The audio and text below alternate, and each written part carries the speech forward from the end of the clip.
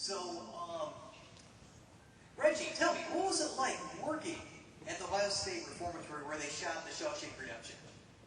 Well, you know, Jeff, and we all believe, after having been there for a few days, this place is one of the big stars in the movie.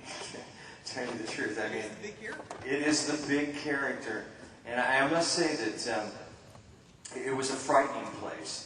You know, I've had the opportunity to work in some like real mausoleums and real graveyards over the years, and actually, just a quick story. After we did Phantasm, the original picture, one of my day jobs was actually working in the cemetery mausoleum that we actually shot some of that stuff in. Oh, it's a crazy story. And after having done that, you know, as a day job, I was playing music and doing as much film as possible. And that was in the evening. Today I got this low-life job. It's not no job is low-life, but I mean it was a job that I could just kind of walk away from, delivering flowers. So I had a flower van, and this was in like 1979. The picture was just coming out. But what was interesting about that place, it was really a beautiful place. It's in Long Beach, California, called Sunnyside. And but I realized that at that point, this is where the bodies come to. And I realized at that point that there was nothing really left of the spirit, because I really believe that when the spirit leaves, that's where the spirit may get trapped, and that's when you have problems with poltergeist activity and stuff like that. So that wasn't really scary to me anymore. But places like this, or places like where we shot Bubba Hotep, which was in Downey, California, where it was an old TB hospital in a lower campus of another hospital that's active now. A lot of people died there, and that was a scary place. But Gigi has a particularly scary story about this place. If you could just kind of... Gigi, what happened to you in that place? Ooh, me? Well, I tend to, how would you say it? I tend to be a bit of a magnet, if you will, when we go into inhabited places, shall we say. So needless to say, I've had a few encounters of a little too close for the comfort kind. So when we arrived here, I knew that it was going to be an extra special place. And we're on the set. We had to hurry off to one segment. We had to pass through a series of corridors and whatnot. And Reggie, being the actor that he is, forgot his prop, the 4-foot, flashlight that he had. So I volunteered to go back and go get it. So I go back through the reverse of all the little mazes and into the dressing room area and pick up the flashlight, and nobody's around.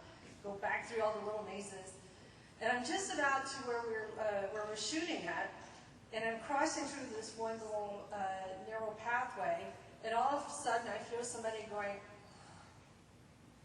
And of course I turn around and nobody's there. To which I come down to the producer, Leonard, and I just explained what I went through, and he goes, "Oh yeah," he says, "usually, you're lucky." And I said, "What's that?" I said, "What do you mean I'm lucky?" He goes, "No. He says that usually either someone feels like they're tugging on their jacket or they slap them." Well, I guess they were afraid of me then too, because they wouldn't dare slap me. Scary place. It's absolutely a phenomenal location. In fact, Bob Keane, our special effects guy, who had created Pinhead from the Hellraiser series and all the other Cenobites, and he created Jabba the Hutt from Return of the Jedi, and he's been in 101 other movies that he's done special effects for. He said that he's been shooting just literally all over the world with all the films that he's done, whether it be castles in Prague or Victorian sewers in London. But he said of all the places he's ever been, this prison is the only one that's going to leave an everlasting mark on his life, just because it was so dark, so gothic, and you could definitely feel the presence of, literally evil there. And I can't tell you how many crew members and cast members that I've talked to that have felt like something grabbed them or touched them, or some type of ghostly presence. I think during one of the interviews, even the lens cap, the camera, which was in the bag, actually flew across one of the interviews. This